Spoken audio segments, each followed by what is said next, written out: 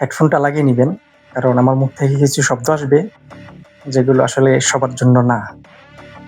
আমি এর আগে এসব বিষয়ে কখনো লেখালেখিও করিনি, আবার ভিডিও বানাইনি। আজ অনেকটা বাধ্য হলাম এসব বিষয়ে কথা বলার জন্য। আপনারা ইতিমধ্যে জেনেছেন রামিসার সাথে যে ন্যাক্কারজনক ঘটনাটি ঘটেছে, এটি আসলে কোনোভাবেই কাম্য নয়। একটি সভ্য দেশের কালচারে এটা হতে পারে না। শুধু রামিসা না, আপনি দেখবেন বিগত কিছুদিন ধরে আমাদের এই সম্পূর্ণ দেশে যে ধরনের ঘটনাগুলো ঘটে যাচ্ছে, বিশেষ করে শিশুদের উপর যে পাশবিক অমানবিক নির্যাতনের ঘটনাগুলো ঘটে যাচ্ছে, এতে আসলে আমাদের করণীয় কি? ধর্ম অবমাননার গুজব ছড়িয়ে, চুরির অপবাদ দিয়ে আমরা প্রকাশ্যে পিটিয়ে মানুষ মেরে ফেলতে পারি, কিন্তু এই ধরনের অপরাধীদের আমরা আসলে কিছুই করতে পারি না।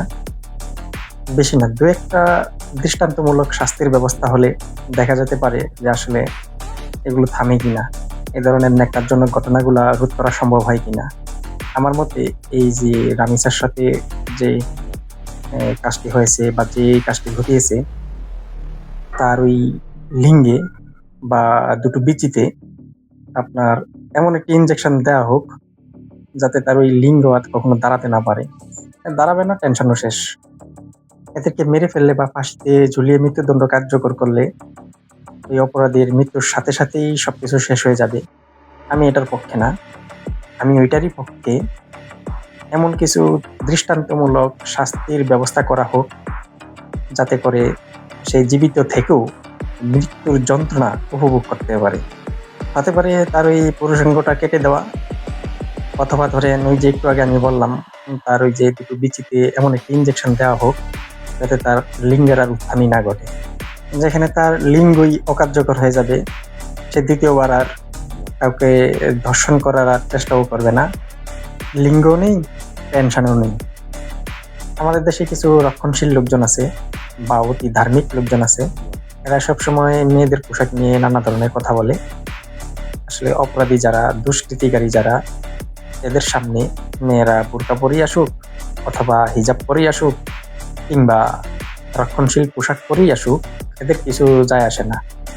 মেয়েদের গন্ধ পেলেই এদের ওই লিঙ্গ টং করে দাঁড়িয়ে যায়।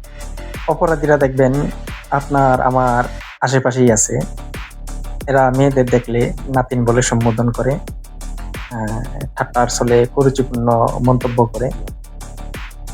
এই লোকগুলোই আসলে আসল অপরাধী। এদের থেকে আপনার আমার সন্তানদের দূরে রাখাই সবচেয়ে শ্রেয় হবে। আমার একটা বিষয় মাথায় আসে না, যেই চাহিদায় সমঝোতা নেই, যেই চাহিদায় বোঝাপড়া নেই, যেই সম্পর্কে ভালোবাসা নেই, সেখানে বিকৃত যৌনাচার স্থাপন করে এই অপরাধীরা তৃপ্তি কোথায় পায়? বিকৃত যৌনাচার রোধে, অসামাজিক কার্যকলাপ রোধে বা ধর্ষণ রোধে আমাদের আসলে গভীরে ভাবা উচিত এবং আমাদের সরকারকে এই বিষয়ে একটু কঠোর হওয়া উচিত। ফেসবুকের নিউজ ফিডে আসতে থাকা ঘটনাগুলো, এগুলো অতি সংবেদনশীল, মেনে নেওয়া যায় না, মেনে নেওয়ার মতোও না। আমি এই জন্য সবসময় এই নিউজগুলো স্কিপ করে যাই। এগুলো নিয়ে কথা বলতে রুচিতে বাদে, কারণ কথা বলেও কোনো লাভ নেই।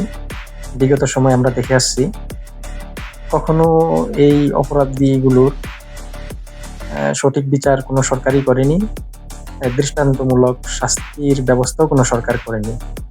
সকলের কাছে একটাই আবেদন, আপনার ছোট্ট শিশুকে একা কোথাও যেতে দিবেন না, একা কোথাও ছাড়বেন না, খুব যত্নে এবং দেখে দেখে রাখবেন, কারণ আপনার আশেপাশেই এই ধরনের অপরাধী চক্র ঘুরে বেড়ায়।